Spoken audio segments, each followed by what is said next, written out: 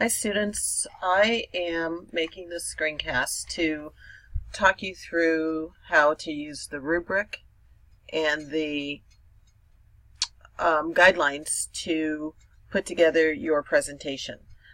So here we have the rubric, and this shows you how you will be evaluated based on the guidelines that I gave to you. So first piece up here is slide format.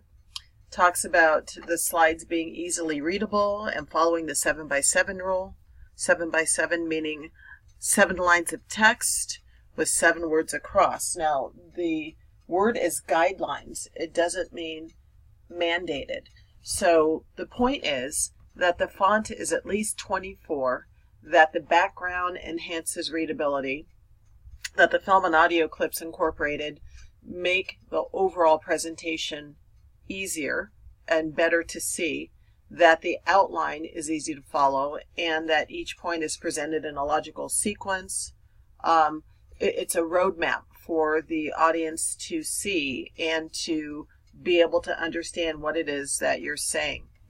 The pre-post opinionaire. I've given you a template inside of your Google Drive, so all you need to do really is plug and play. That you're using statements, you're not using questions, the group members' names are typed in the top left-hand corner, that the title is very clear that this is related to your presentation, easily using influence of education or achievement rates of ethnic groups.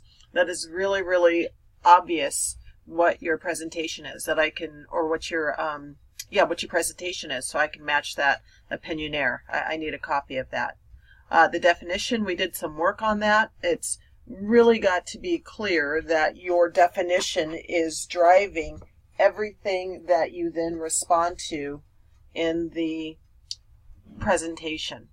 That you explain the issue and you talk about how it relates to diversity and or educational equity. You're talking about opportunities, problems, challenges that this topic poses. And then you talk about who should care about this issue.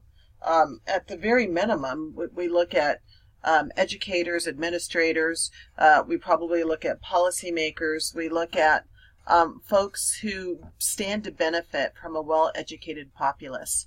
We also, talk about the people that are impacted by the issue. It could be students, it could be families, it could be groups of people who have been marginalized, either religious groups, or we're looking at ethnic groups, gender. There's a variety of ways that you can talk about who should care and who's been impacted.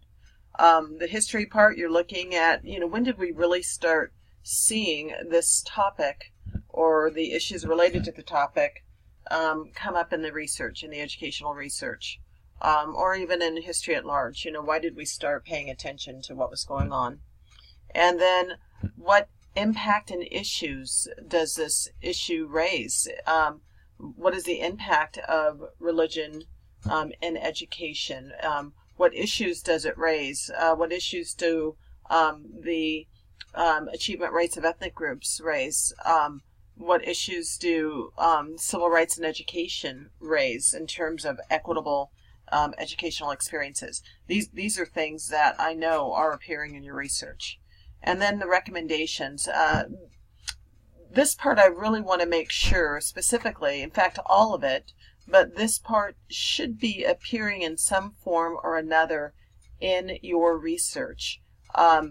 You should see in the findings and the discussion parts of your research where you see how this issue, whatever your particular issue is, talks about why the researchers, the authors of the articles, went about writing this article in the first place. So they were really trying to draw awareness to something. And then recommendations, again, are often in the findings, discussions, conclusions parts of your research. Now, this is not something I recommend that you tell one member of your team to go and find on their own.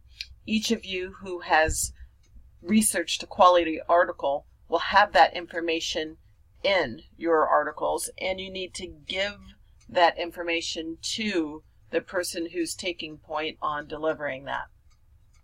All right, so when we talk about content evidence of research, we've talked about APA as the style manual for social science, and education as a social science. You want to make sure that you use proper in-text citations, and there's a variety of resources out there for you to know how to use the citations. And we have the Writing Lab here on campus, and we have the OWL of Purdue online, which helps you to understand how to use APA properly inside of each slide. And then audience response, I've been modeling this for you all semester with Think, Pair, Shares. That's the easiest way to do audience response. Audience response is not a Jeopardy game at the end of your presentation. That is a form of an assessment, but it's not an audience involvement. And then speaking skills, looking at you as an individual. Note that this says individual. This up here says group. I'm looking to see how well you are poised, how well you carry yourself up there, and the speaking ability. This is where you want to be careful by not having so much text on your slides that you're tempted to read this. And this is where really having engaged with your material, as I've been asking you to do, reading, talking about it with your peers, this is where this all comes to play. And then when you're up there, when you're doing your section and you're delivering your section, I want to make sure it's, well organized. The reflection paper, this is all you. This is where you are responding to all the prompts, and the prompts for your reflection paper are in Google Drive. And then your completed group evaluation form, and then your group's evaluation of each other. This is all in Google Drive. All right, so now with that said, I want to take a look here at a actual presentation. So some time ago, I had a group that did learning styles and multiple intelligences.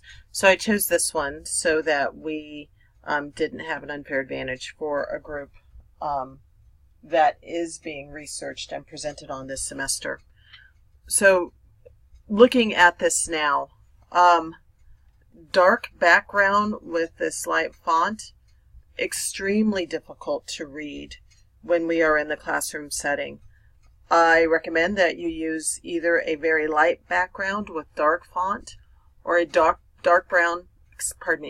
background with white font. But this pink on blue is very difficult to read. We do have an image, I think, that enhances what we're talking about. These are multiple intelligences, and so since part of the presentation is on multiple intelligence, then we have an image that helps to enhance the presentation. The introduction overview here, we had the students who were presenting. Now they shared their temperament, their learning style, and talked about what was going to be covered. So I thought that was, interesting here, what they are putting. Here is guardian, and then this student put a particular subset of the rational. Counselor was a subset. These two just put the overall temperament. So I thought that was interesting and effective for this particular topic. Now definition. Here the students did a definition of it. I find it tough to have the different sizes here. So that's a little bit odd. Learning styles, they've got definitions. I don't see any reference to citations here. So that is problematic here, that you are doing a presentation of research. You're not giving your personal opinion. So every slide should make it clear that you've got evidence of research. Now, part of what I have for your template is this idea of define what it is not. That still shouldn't remain there. That is part of my instruction to you. And once you start working on your slides, you shouldn't have any of my language there. It should be replaced. Okay, so moving on here. Here we have multiple intelligence, again in the title part of the slide. We have 7 of them here. This looks like it's old information. As you know, you took multiple intelligence assessments and there were 8. So you do want to make sure that your information is up to date. And again, no in-text citations. So we simply list the multiple intelligences here. Then there are references to particular intelligences. We've got the brief definitions. I think we need a little bit more, maybe here, profile of a linguistic intelligence, and careers.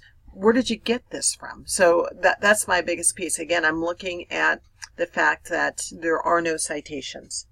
And then we'll go through, obviously went through all of these. Then we got into learning styles, visual, where are the citations? History. So here we've got history, still dealing with multiple intelligences. Remember, it was learning styles and multiple intelligences. So I think this part here, the history of multiple intelligences might be better. This seems to me the same language that I had, so you want to replace the language that I have and do your own work. And again, we have Howard Gardner here and defines it, old information, so you want to be sure that you're using up-to-date information. But then you need the page number. If it's using Howard Gardner 1993, he wrote Frames of Mind in actually 1983, then where is the citation? Then again, these are my words. What is the history of this topic? How did this topic come about? You can change the questions into statements. Here we begin to see some attempt at citation, but we need, page numbers. I'm not sure. Okay, here we have Brown, and then Mercia. I'm not sure why we don't have bullet points here, so that seems a little bit odd in terms of structure. There's a discussion of when the topic came about, but no citations. Giving a little bit of history, I think putting it together a little bit and making sure that we stay on top of and give equal treatment to multiple intelligences and learning styles. I think there's some work that needs to be done here. Okay, so impact issues. I keep going back and forth. You're supposed to have a minimum of 24 font. It's disconcerting to keep having different font sizes. All right, so you want to make sure that there's some rhyme or reason to what it is. Again, my words again, that should not be there. And we can't quite see the bottom here. There is no, where did this information come from? We need citations. Then just some sloppiness here. There's a bullet point, just wasn't removed. Shapes curriculum, education, I don't even know what this means. I do like the brevity here, but it needs to have some better sense of what it's all about. And this is where you as a group, you're all an incredibly bright group of people. This is where you're really questioning each other and you're really talking about it, and you're using the electronic tools when you can't gather together. This is where you're really making sure that you're all holding each other accountable for addressing the guidelines. And then recommendations. The recommendations, this needs to come from the research. It doesn't come from you. So make sure you pull those recommendations from your research. So here are courses here, recommendations of coursework to take. We've got our courses here at MCC. And that's it. Part of the recommendations or organizations to join, other coursework, other ways to find out about this, and here this group just stopped at coursework to MCC. So in the rest of your time, we have 1 week for the last group, for the first group to go. Use that time to really fine-tune your presentation. Each of you have different strengths and different attention to detail. Use all of that together. Get that presentation up, and then each of you really communicate using the tools that I've made available to you. You've got the presentation in Google Drive, you have the guidelines, you have the rubric, you have the